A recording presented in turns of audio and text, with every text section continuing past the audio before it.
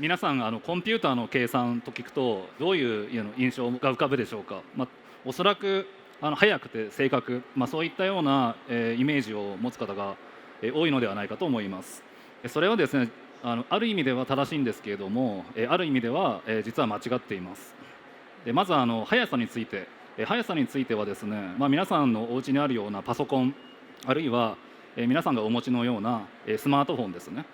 そういったものは1秒間にどれぐらい早く計算できるかっていうと10億回計算できます。スーパーコンピューターに至ってはそのさらに1億倍ぐらいの速さで計算することができるんですね。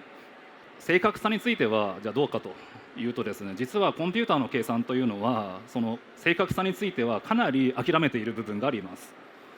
どういうことかというと、コンピューターではですね、実はその無限というものを取り扱うのが非常に苦手なんですね。例えば分数の割り算、1割る3みたいな計算をすると、小数で計算すると0.3333っていうふうに無限小数になりますよね。で無限のものっていうのをコンピューターで取り扱うことはできないので、それを有限の、例えば0.333みたいなふうにどっかで打ち切らなくちゃいけない。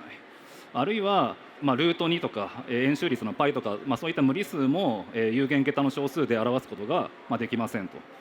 そういった時にですね、コンピューターではどういうふうにしているかというと、近似計算というものを使います。近似というのは近いに似ていると書いて、つまり正確な値をある近い値に置き換えると、そういう計算をするんですね。そうすることによってコンピューターは非常に早く計算することができていると。皆さん小学校の時にですね、円周率を3.14っていうふうに置いて計算したことがあると思います。それが近似計算ですね。ところがそういう近似計算っていうのは数学的に正しい計算をしているわけじゃないので、計算するたびに少しずつ誤差が発生してしまいます。